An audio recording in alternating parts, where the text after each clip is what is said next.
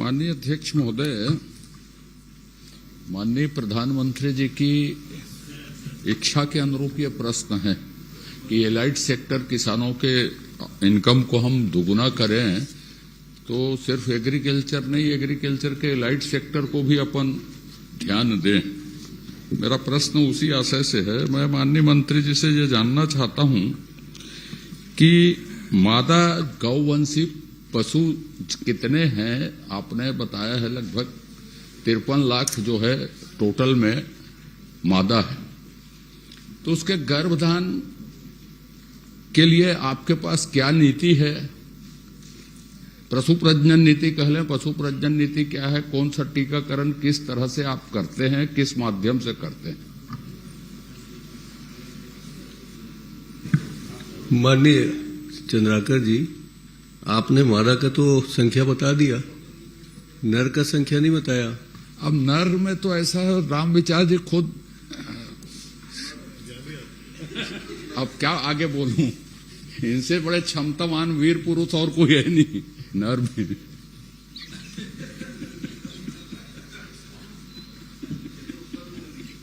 हंसना बंद करिए, उत्तर दीजिए भाई।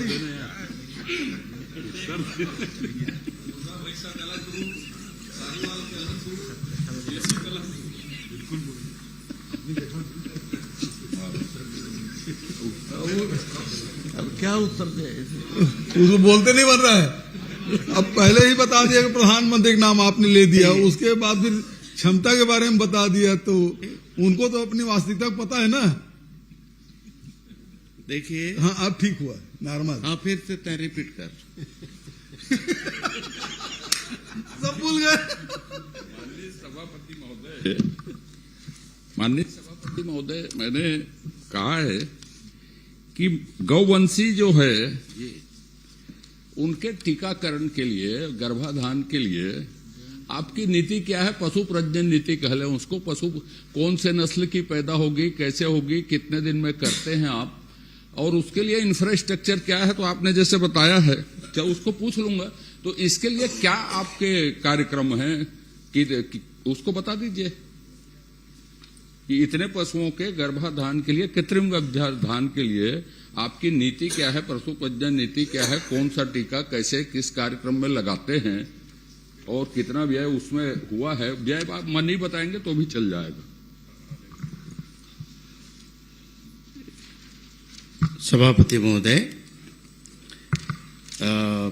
पूरे प्रदेश भर में जो आपने जानकारी चाहा है उसके अनुसार हमने जानकारी दिया है। इससे संबंधित आपने कृत्रिम गर्भाधान के संबंध में आप जानकारी चाह रहे हैं, तो सभापति महोदय, पूरे प्रदेश में जो हमारे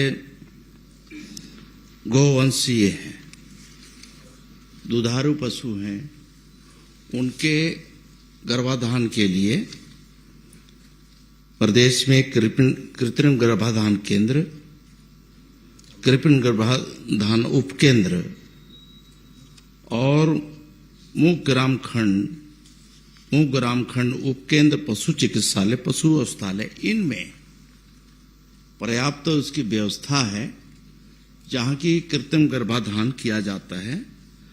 और अच्छे नस्ल कैसे हम विकसित कर सकें प्रदेश में, जिससे कि हमारे जो प्रदेश की जो आवश्यकता है दूध उत्पादन का, उसमें हम कैसे वृद्धि करके राष्ट्रीय औसत के बराबर हम ला सकें, इसके लिए हमारे पास ये व्यवस्था है। और सभापति महोदय, आपके संरक्षण में मैं ये भी बताना चाहूँगा कि हमारे प्रदेश के यशस्वी मुख्यमंत्री जी की सोच के अनुरूप और जो देश की जो क्राइसिस है दूध उत्पादन में, उसको लेकर के हम लोगों ने प्रदेश में एनडीडीबी के साथ यहाँ समझौता किया है और उसके तहत दूध का उत्पादन हम कैसे हम करें, और धीरे धीरे क्रमशः हम उसमें लगातार इंफ्रास्ट्रक्चर से लेकर के और भी दूध उत्पादन में अच्छे नस्लों का सुधार हम कैसे कर सकें, अच्छे नस्ल के जो गाय हैं वहाँ लोगों तक हम कैसे वितरण करके वहां तक पहुंचा सकें, चारा, इसके साथ में चारा का भी उत्पादन हमारे पास हो सके, इस तरह की योजना लेकर के हम काम कर रहे हैं। सर आप विद्वान हो तो ठीक है, मैं पूरे स्वीकार करता हूं आपको। मैंने बहुत छोटी सी बात पूछी माननीय सभापति, आपने यदि उत्तर दिया है, एक तो दुग्ध उत्पादन में हम आत्मनिर्भर नहीं है, 7वें-8वें नंबर में है देश में। दूसरा, प्रति व्यक्ति खपत तो बीपीएल से नीचे है हमारे यहाँ। तो मैं, आपने कहा हम अच्छे नस्ल, उन्नत नस्ल पैदा करना चाहते हैं, आप 53 लाख गौवंशी पशुओं के गर्भाधान की नीति कार्यक्रम को नहीं बताया आपने। पशु प्रजनन नीति क्या है, कौन सा टीका लगाते हैं, होलिस्टाइन पैदा करेंगे और भी जो नस्लें हैं थार पार कर पैदा करेंगे, गिर पैदा करेंगे, क्या करेंगे कितने दिन में, ये आप नहीं बताए कि आपकी नीति क्या है।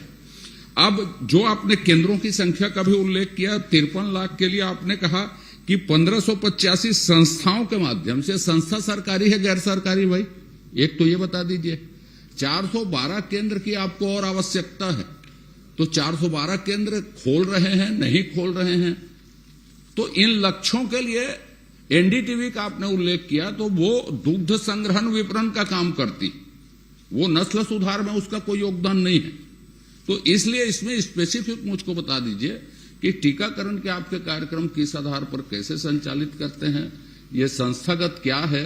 412 केंद्र की आपकी जरूरत है, तो दुग्ध उत्पादन के लक्ष्यों के लिए टीकाकरण कार्यक्रम में आप कर क्या रहे हैं। फिर छोटा सा और प्रश्न कर लूंगा आपको, उसको थोड़ा क्लियर बाद में बताऊंगा, बोलेंगे तो ये भी मैं मान लूंगा भैया, लेकिन आपको ये बता दूं ये बहुत कमजोर है। चिराग भी उतना ही महत्वपूर्ण है, मैं एक आध पूछ लूंगा।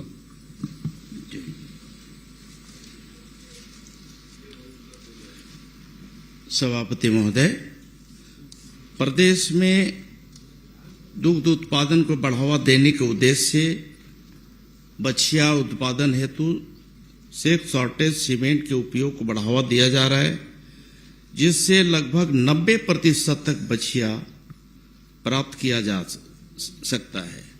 उक्त कार्यक्रम राष्ट्रीय गोकुल मिशन आरजीएम के अंतर्गत त्वरित नस्ल सुधार कार्यक्रम एबीवीपी संचालित है और राष्ट्रीय गोकुल मिशन अंतर्गत इसी प्रकार से हम त्वरित नस्ल सुधार कार्यक्रम अंतर्गत सेक्स शॉर्टेज सीमेंट के से कृत्रिम गर्भाधान से लगभग 90% मादावश प्राप्त होने की संभावना होती है।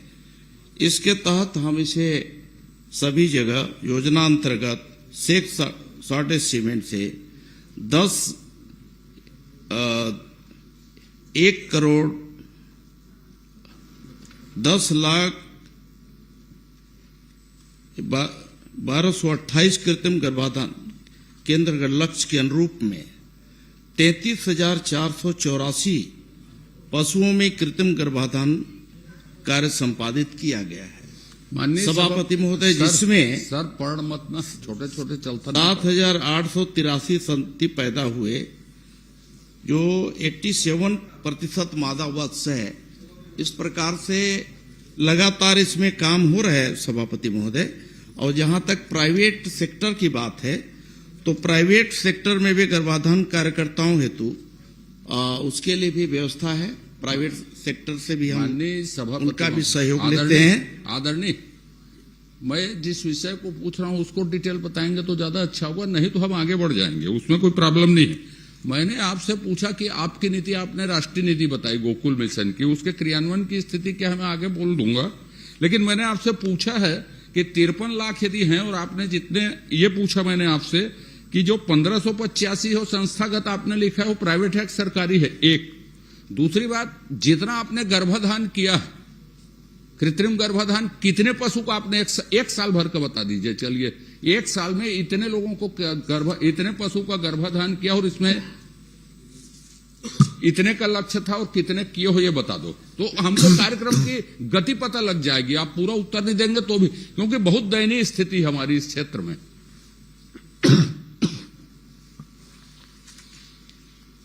मैं आपको अलग से उपलब्ध करा दूंगा सभापति महोदय। चलिए, अलग से उपलब्ध माननीय सभापति महोदय, मैं भी पूछूंगा इसमें जरा ध्यान जी जी जी, रखिएगा। पशु प्रजनन नीति और उसका लक्ष्य और उसके लायक कार्य योजना और आत्मनिर्भर और स्वस्थ छत्तीसगढ़ और किसानों के इनकम के लिए बहुत महत्वपूर्ण कार्यक्रम है।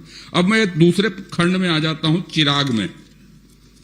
आप ये बता दीजिए महोदय, चिराग योजना, इसको इसके जवाब देने दीजिए। अब इसमें रहने दीजिए ना, अब तो बोले अलग से दे दूंगा बोले है ना, मैं लक्ष्य में अभी बता दे रहा हूँ। नहीं बाद में दे दीजिएगा, अब रहने दीजिए। मैं जो बात आपके ध्यान में लाना चाहता था, आप तो बगल में भैया, नहीं जो तो दोनों अगल बगल में हो, अब तो हम लोग आप पूछेगा ना, मैं तो आखिरी प्रश्न दूसरे खंड में आ रहा हूं, आप पूछ लीजिएगा। आपने चिराग परियोजना जो लागू हुई 183 करोड़ रुपए की, वो समय से पहले क्यों बंद हुई? उसके लिए जिम्मेदार कौन है? एक। दूसरी बात, कोविड कब समाप्त घोषित की भारत सरकार ने और परियोजना कब बंद हुई? कोविड का आपने कारण बताया, भारत सरकार ने अनाउंस किया कि इस तारीख को कोविड बंद हुआ करके, और कोविड बंद होने के बाद समय के बाद वो परियोजना सरेंडर हुई है। तो इसका कारण बता दीजिए मेरे को, दोषी कौन है इतने बड़े राशि को वापस करने के लिए?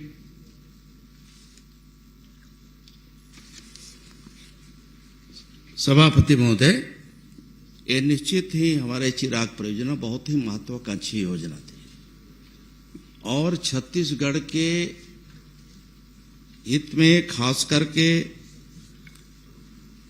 छोटे एवं सीमांत किसानों को आय को वृद्धि करना, कृषि उत्पादकता बढ़ाना, कृषि प्रणाली को सुदृढ़ करना, कृषि आधारित आजीविका को सशक्त करना, किसानों को बाजार तक बेहतर उपलब्ध संसाधन वहां तक पहुंचाना, और खास करके जो ट्राइबल क्षेत्र हैं उन क्षेत्रों के हमारे किसान हैं, ट्राइबल वर्ग समाज है, उनकी आय को कैसे हम बढ़ा करके हम कैसे समृद्ध कर सकें, ऐसे उद्देश्य को लेकर के काफी बहुउद्देशीय योजना थी। उसको लेकर के योजना जो है स्वीकृत किया गया था और निश्चित ही हमें कह सकते हैं, और हमारे सामने बैठे हुए पूर्व मुख्यमंत्री जी हैं, सभापति महोदय, उनके कार्यकाल में तो कुछ काम ही नहीं हुआ, और जिसके चलते इस योजना जो है लगातार पिछड़ते गया, कोई काम नहीं हुआ सभापति महोदय। इस वजह से हमारी जब हमारी सरकार बनी, सरकार बनने के बाद हम लोगों ने जब टेक ओवर किया और इसमें प्रगति लाए, काफी तेजी से हम काम करना शुरू किए, लेकिन इंटरनल जो पहले का इनका जो वर्किंग जो प्रोग्रेस आना चाहिए था वो नहीं आने की वजह से भारत सरकार के जो वहां लगातार इसकी समीक्षा की सर, और समीक्षा में पाया गया 2.5 घंटा भाषण दिए थे, आप नहीं थे, इसलिए आज बता रहे हैं। जो अपेक्षित जो प्रगति होना चाहिए था वो अपेक्षित प्रगति को नहीं मिलने की वजह से इसे नोटिस दे करके इसे बंद किया। सर एकदम स्पेसिफिक प्रश्न था, सरकार इसकी थी उसकी थी, वो तो ठीक है, अंतिम प्रश्न। हाँ, अब आपके ऊपर छोड़ता हूं भाई, मैं प्रश्न तो नहीं देते तो भी तैयार हूं। मैं जो बात फ्लोर में माननीय सभापति महोदय, सर अंतिम प्रश्न बोले बस बैठ रहा हूं मैंने स्पेसिफिक पूछा कि परियोजना बंद होने के कारण क्या है। आपने स्वीकार किया है कि अनुरूप प्रगति नहीं होने के कारण बंद की गई, गरीबों के लिए थी, ये आपने स्वीकार किया। उसके लिए दोषी कौन? कोविड काल का भी उल्लेख है। कोविड काल भारत सरकार ने घोषित किया कि देश कोविड मुक्त है, उसके बाद राशि, उस अवधि के बाद राशि सरेंडर की गई। तो दोषी अधिकारी इतनी बड़ी परियोजना को वापस कर दिए, उसमें कोई कार्रवाई आप नहीं करेंगे। राजनीतिक कारण जो भी हो, ये मुख्यमंत्री थे, वो मुख्यमंत्री थे, वो, लेकिन जो काम करने वाले हैं वो तो स्थायी हैं। इतनी बड़ी परियोजना छत्तीसगढ़ के लिए हित के लिए थी, प्रगति नहीं हुई, इसलिए हम पैसा को वापस कर देंगे। क्यों, किस बात की तनख्वाह खा रहे हैं? फिर उसके ऊपर आप क्या कार्रवाई करेंगे ये बताइए, जांच करवा के, बस इतना ही मुझे जान। और आप तो फिर दमदार आदमी हो, पूरा कृत्रिम गर्भाधान आपके कंधों पर चलेगा आगे।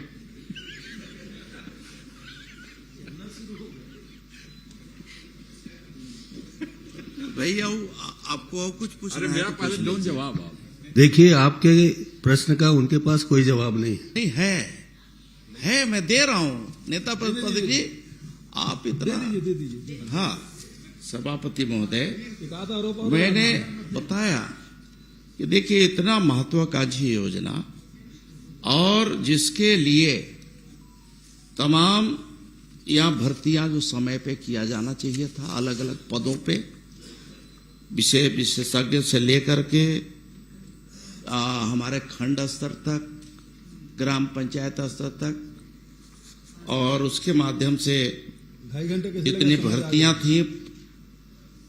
उसमें से सभापति महोदय कुछ भर्तियां हम लोगों ने हमारी सरकार बनने के बाद इसमें प्रथम चरण में 267 पदों पर भर्ती हेतु विज्ञापन जारी किया गया था और 445 पदों का सृजन करके उसके भर्ती की प्रक्रिया हमने प्रारंभ किया था। और इसी बीच में सभापति महोदय, मैं वहां रहा हूं, कार्यवाही बनती है, कार्यवाही करेंगे तो ठीक है, बाकी बात छोड़ दीजिए, नहीं करेंगे तो कोई बात नहीं, लेकिन मैं इसका के साथ अन्याय किया। अब आप ये आपके विवेक में है, धन्यवाद, मेरा कोई प्रश्न नहीं है।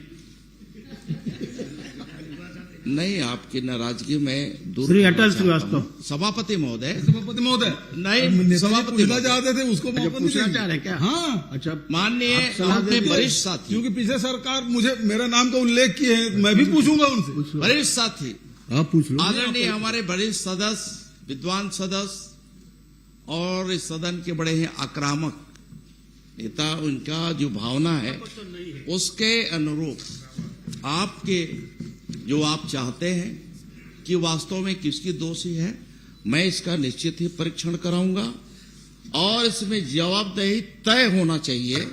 इसके लिए भी हम कार्रवाई करने के लिए हम अनुशंसा भेजेंगे सभापति। माननीय मंत्री जी,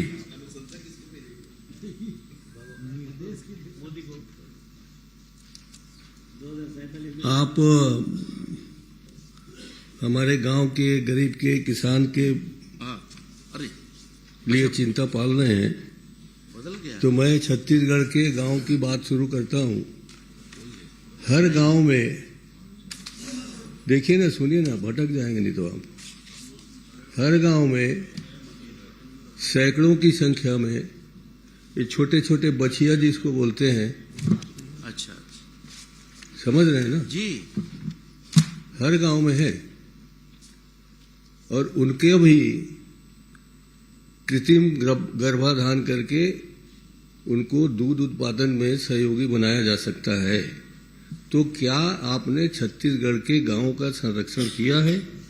इनको जो आपने 53 लाख मादा की संख्या दी है, उसमें क्या वो गांव के बछिया शामिल हैं जो किसी योग्य नहीं है, जिनको लोग बाहर भेज देते हैं, कटवाने के लिए भेज देते हैं? और आप लोग तो इतने चिंतित हैं उनके बारे में कि रोड में जब जाते रहते हैं कोई भी कलकत्ता की ओर काटने के लिए, तो जो उनके साथ होता है मैं यहाँ कहना नहीं चाहता, मगर क्या उन बछिया लोगों के लिए जो गांव-गांव में सैकड़ों की संख्या में हैं, उसके लिए आपके आदरणीय मुख्यमंत्री जी, आपके आदरणीय प्रधानमंत्री जी कोई योजना बना रहे हैं कि उनको भी दूध उत्पादन में शामिल किया जाए? निश्चित ही सभापति महोदय, मैंने बताया कि इसीलिए प्रदेश में हमारा दूध का उत्पादन कैसे बढ़े और राष्ट्रीय औसत के बराबर हम कैसे आ सके, इसकी चिंता करते हुए हमारी सरकार ने एनडीडीबी के साथ समझौता करके हम उनका नॉलेज शेयर के साथ साथ में उनके अनुशंसा के आधार पर हम सभी जगह इंफ्रास्ट्रक्चर से लेकर के अच्छे नस्ल का पशु तक, गाय वहां तक वितरण कर रहे हैं, चारे का वितरण कर रहे हैं, चिलिंग प्लांट की योजना बना रहे हैं और यहां तक कि हमारा कलेक्शन सेंटर है, वहां किस तरह से हमारे यूनिट काम करेंगे, स्व सहायता समूह का कैसे हम करें, अलग अलग सब जगह से सभी जगह कमेटियां, हमारी समितियां बन रही हैं दूध उत्पादन के लिए। और जो हमारे यहाँ देसी नस्ल है, देसी नस्लों का भी हम कैसे संरक्षित कर सकें, इसके लिए भी हमारी योजना है। उस योजना के तहत ये सब शामिल है सभापति महोदय। देखिए, आप फिर से हम लोगों को भरमाने की कोशिश की है। मैंने सीधा सीधा प्रश्न पूछा है कि गांव में रहने वाले छोटे छोटे बछिया, फीमेल ही होते हैं बछिया, उनके दूध उत्पादन में उनको सहयोगी बनाने के लिए, उनको भागीदार बनाने के लिए क्या कोई योजना है? आप नहीं उसका उत्तर दे रहे हैं, तो मैं ये पूछना चाहता हूं माननीय चंद्राकर जी, मैं ये पूछना चाहता हूं, क्या आपके पास जानकारी है? माननीय मंत्री जी को ही पूछते हुए बोल रहा हूं कि जो ये टीकाकरण करते हैं कृत्रिम गर्भाधान के लिए, उसमें से कितना % फेलवर रेट है या सफल रेट है? और मेरी जानकारी में सबसे खराब स्थिति छत्तीसगढ़ की है, वो 20% भी उसमें हमको। सहमत हूं आपकी बात से, और मैं तो माननीय मुख्यमंत्री जी सदन में कहूंगा कि छत्तीसगढ़ का बड़ा कमजोर सेक्टर है माननीय, और किसानों की इनकम बढ़ाने की दृष्टि से आरोप प्रत्यारोप से परे हट के इसमें काम करने की जरूरत है, गंभीर काम। आप इसमें शर्माइए मत, शर्माने लायक कोई क्वेश्चन नहीं। मैं नहीं कर रहा, नहीं, इनकी बात कर रहा हूं। कृत्रिम गर्भाधान ये कोई शर्माने लायक प्रश्न नहीं है, ये तो अब आदमियों में होने लगा है, तो जब बेचारे जानवर हैं। वो सब विषय के तो विशेषज्ञ हैं ये। श्री भूपेश बघेल जी, आप उसका रेट बता दीजिए ना, कितने % सफल हो रहे हैं छत्तीसगढ़ में?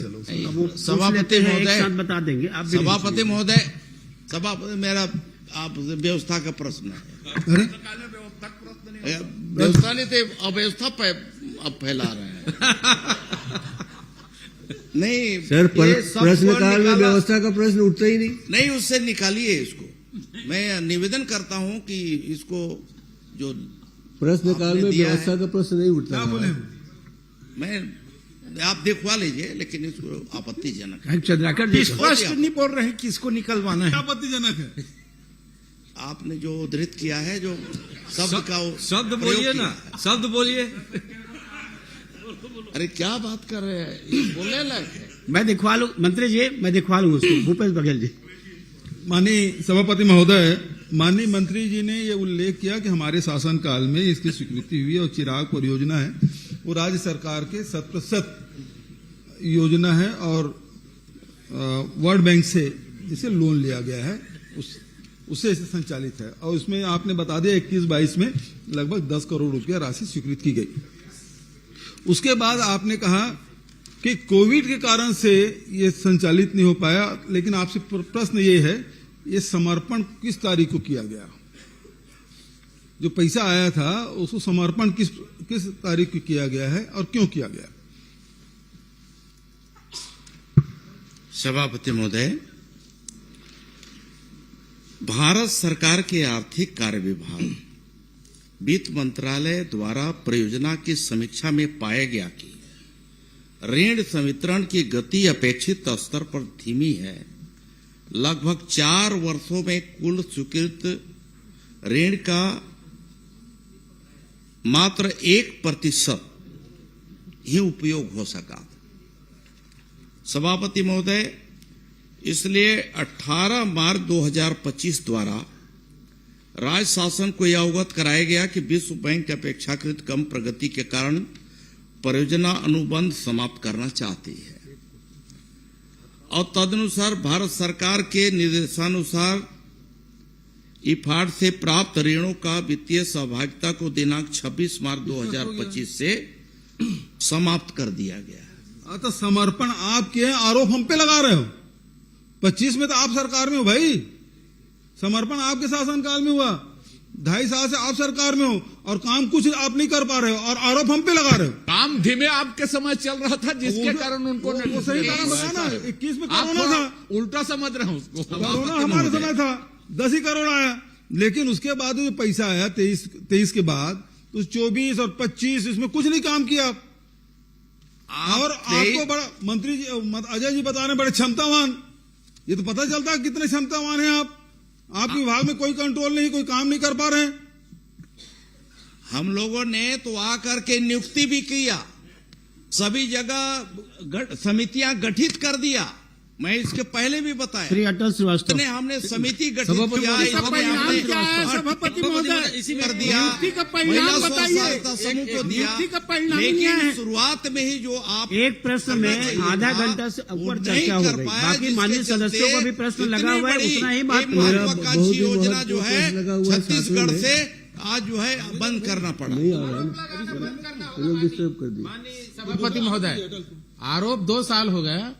किस बारे में पूछ नेताजी बोल रहे हैं। मंडी एक मिनट माननीय अध्यक्ष महोदय, इन्होंने गोवंशी को बताया 32.99, मतलब लगभग 33% प्रजनन योग्य हैं। और भैंस वंशी, भैंस भी तो दूध देती है सरकार, बकरी भी देती है। बकरी तो दे ही रही है। और भैंस वंशी में आप देख लीजिए 3.7% है। तो आप भैंस की उन्नति, प्रगति और प्रजनन के लिए क्यों व्यवस्था नहीं कर रहे हैं?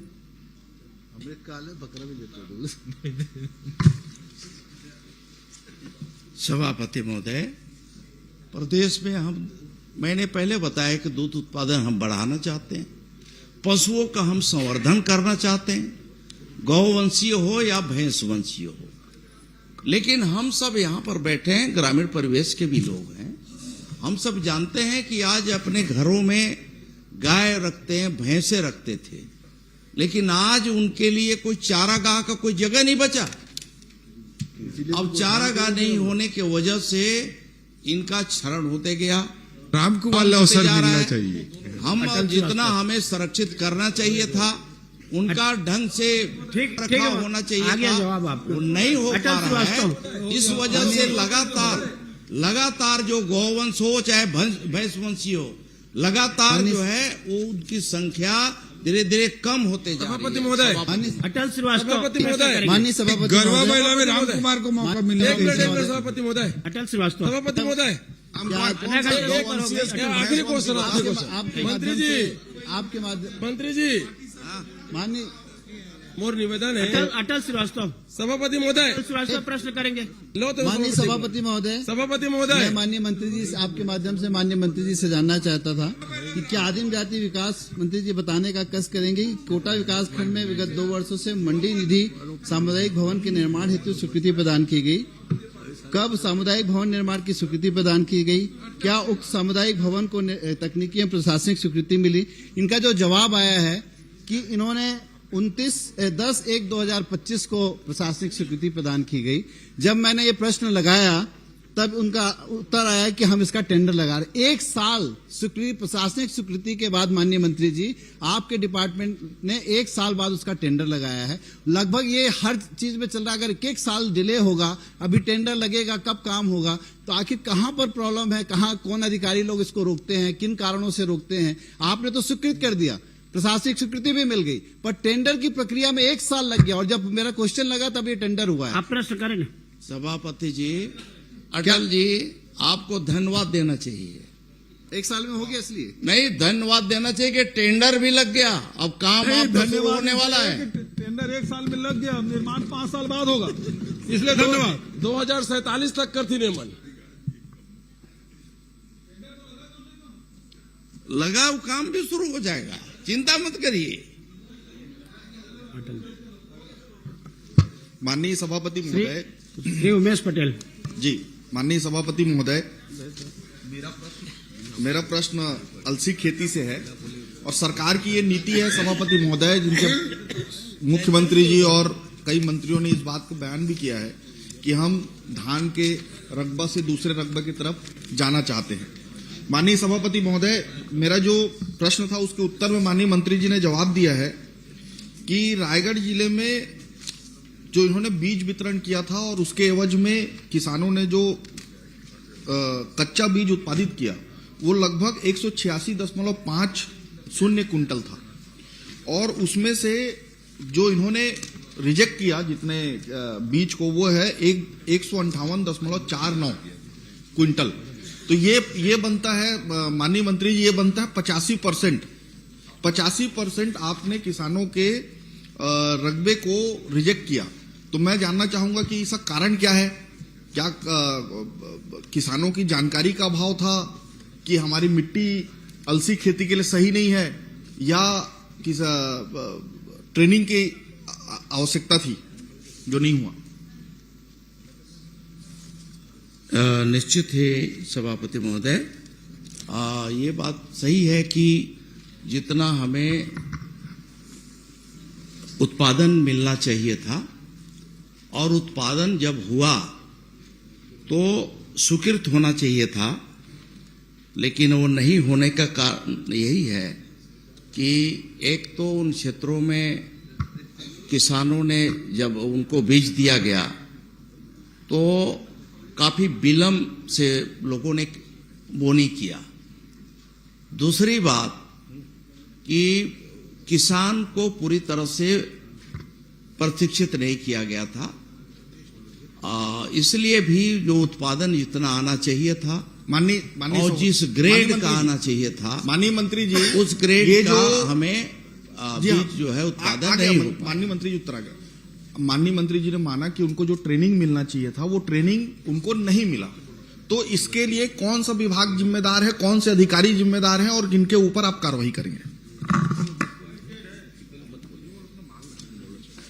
सभापति महोदय, ये निश्चित ही हमारे लिए एक गंभीर विषय है और हमने इसे गंभीरता से लिया भी है।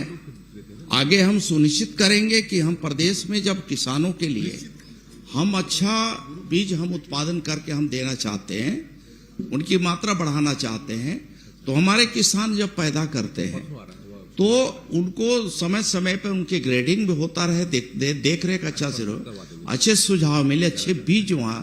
माननीय मंत्री जी, मेरा पॉइंटेड प्रश्न है। मैं आप ही का प्रश्न आ रहा हूं, आप ही को मैं दे रहा हूं। अब जहां तक इसमें जो भी कमियां रही हैं, किन अधिकारियों का इसमें कमी रहा है, जिन अधिकारियों ने इसमें कहीं पर लापरवाही बरती है, उसका मैं परीक्षण करा रहा हूं और उसके ऊपर हम कार्रवाई करेंगे। सभापति, ये तो तय हो गया कि ट्रेनिंग नहीं हुई थी। अब मेरा दूसरा प्रश्न इसमें यह है कि माननीय सभापति महोदय, इसमें आपने उत्तर दिया कि खरपतवार के कारण मैक्सिमम लोगों का बीज जो है रिजेक्ट हुआ। तो खरपतवार के लिए आप ग्रेडिंग करते हैं, तो आपने कितने बार ग्रेडिंग किया और कब कब किया?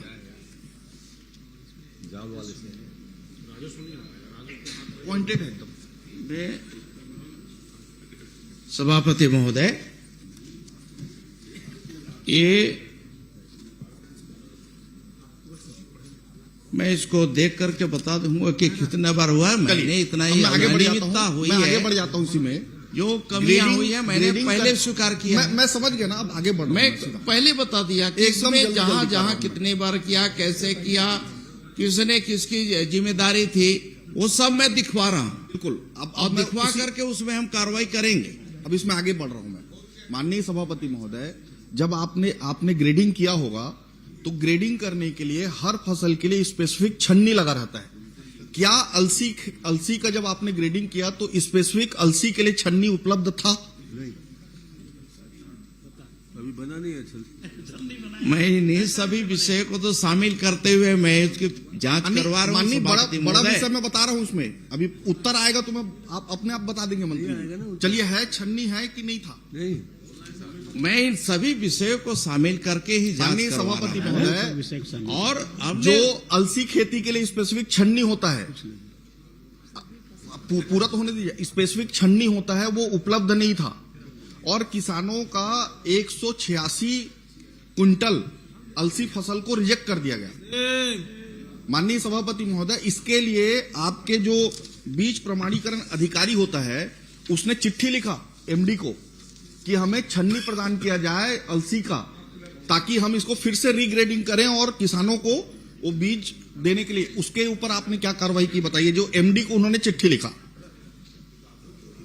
अब उमेश जी, जो भी कमियां और खामियां उसके लिए मंत्री जी स्वयं बोले हैं कि उसको हम परीक्षण कराएंगे। अरे अध्यक्ष महोदय, बीज निगम में अपने स्पेसिफिक ठेकेदार से बीज लेने के लिए ये सब कार्रवाई कर रहे हैं लोग। ये पूरे छत्तीसगढ़ के किसानों का मामला है। जब धान की खेती से आप नीति बनाते हो कि धान की खेती से हम दूसरे रकबे की तरफ जा रहे हैं और आप अलसी की खेती कराते हो, किसानों को ना ट्रेनिंग देते हो, ना अफीम की तरफ जा रहे हैं आप लोग। तो ये इसका तो आप बताइए कि आपके छन्नी उसमें उपलब्ध नहीं था, इसीलिए आपके जितने खरपतवार बीज उसमें ग्रेड ही नहीं हुए। अब भाई छलनी मांग गया, क्या हुआ कैसे हुआ, मैं इसको दिखवा रहा हूं, मैं बताया। चलिए अब उसको दिखवा क्या लीजिए। है, कैसे हुआ? ये चिट्ठी आपके पास उपलब्ध है मंत्री जी, छलनी वाली बात। ये जो चिट्ठी है माननीय मंत्री जी के पास उपलब्ध है। क्या आप एमडी के ऊपर कार्रवाई करेंगे?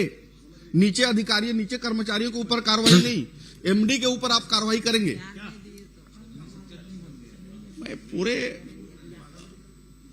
सभी प्रश्न आ चुके हैं सभापति महोदय, और मैंने अपनी जवाब में भी बताया है कि इसे हम पूरे गंभीरता से लेते हुए इसकी संपूर्ण हम जांच करवा रहे हैं। किस स्तर में कहां पर क्या गड़बड़ी हुई है उसको हम दिखा करके हम चलिए, कार्रवाई आप करेंगे। किससे आप जांच करा रहे हैं ये बता दीजिए। पूछेंगे? जी मैं पूछ रहा हूँ। हो गया। मैं इनको परेशान करने का प्रश्न,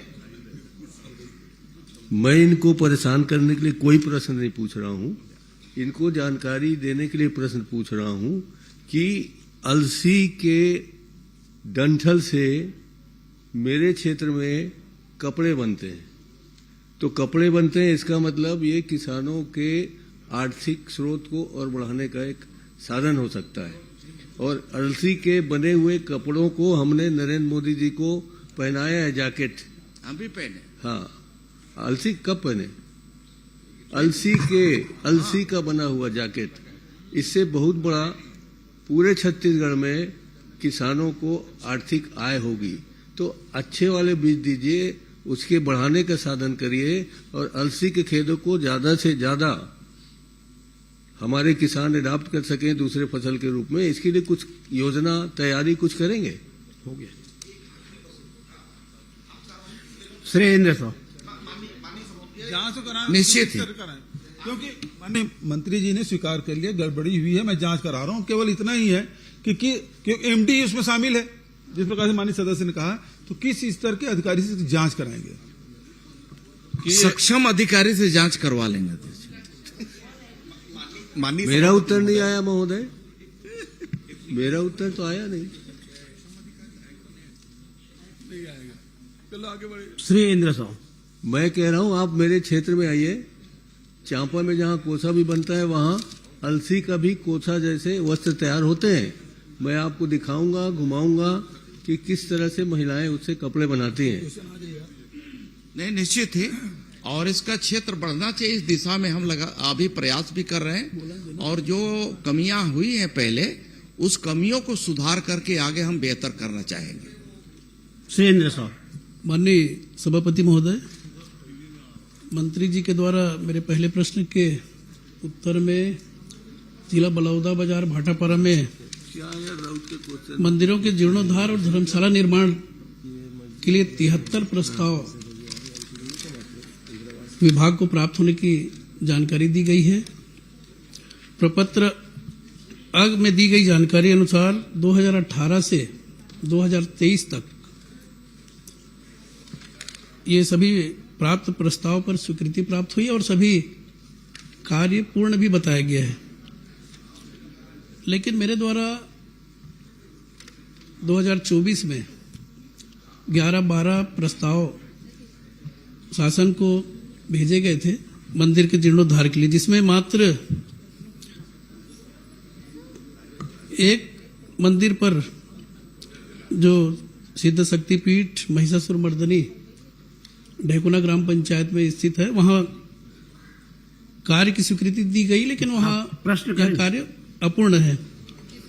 माननीय सभापति महोदय, मैं ये चाह रहा हूं कि यह कार्य कब तक पूर्ण हो जाएगा और क्यों इस कार्य में विलंब हो रहा है? मंत्री जी। –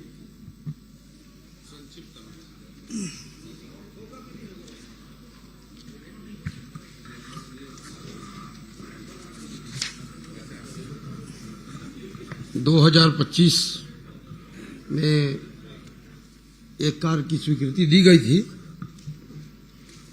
और ग्राम पंचायत उसकी एजेंसी है, वो कार्य शीघ्र पूर्ण कर लिया जाएगा। इसके अलावा आपके जो प्रस्ताव आए थे बाद में, जिसमें प्रशासन के द्वारा, जिला प्रशासन के द्वारा प्राक्कलन बनकर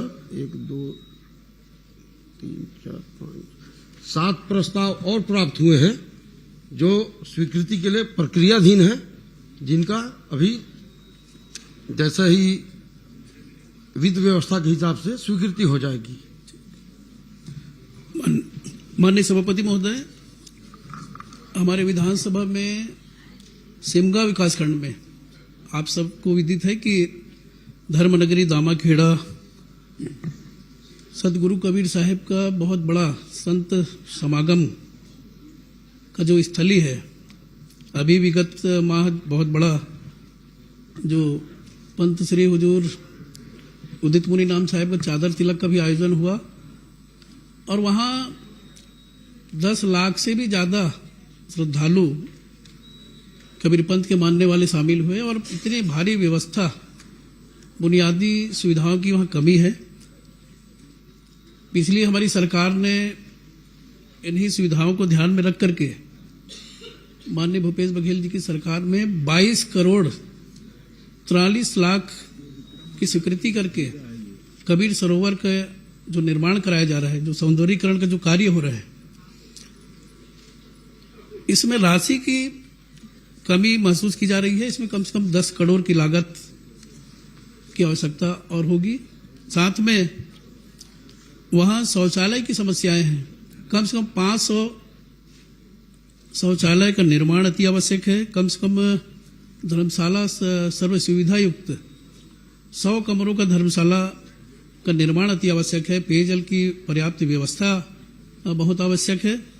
तो मैं चाहता हूं कि माननीय मंत्री जी इस मांगों को पूर्ण करने की कुछ समय अवधि या इसमें स्वीकृति प्रदान करेंगे क्या?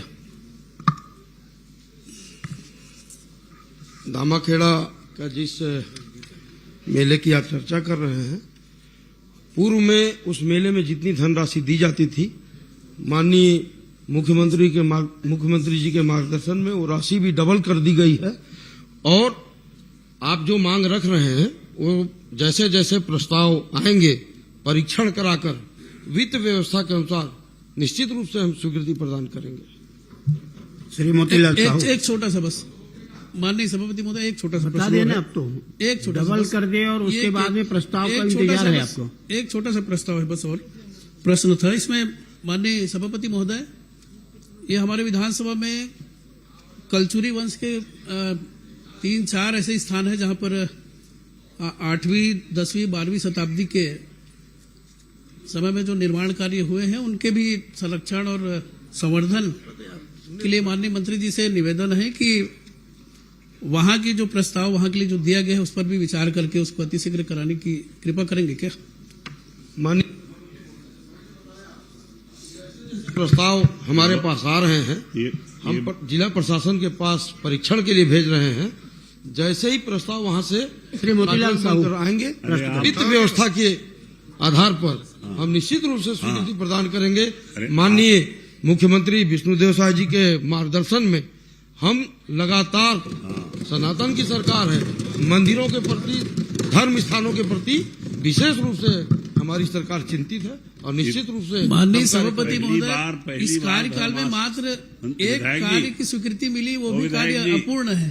और आप बोलते हैं कि शासन में बहुत सारे काम हो रहे हैं। आप लोग मंदिर के नाम पर भले चुनाव जीत जाते हैं, बड़ी बड़ी बातें कर लेते हैं, लेकिन काम कहीं दिखता नहीं। इस अभी 2.5 वर्ष होने जा रहे हैं, लेकिन एक राम भक्त देखे आप राम बनाते तो हैं, आप तो गलत बात है, ऐसा भाषा का उपयोग ना करें। केवल आपकी सरकार में देखिए ना, राम की सरकार राम लला हम आए हैं, मंदिर वही बनाएंगे।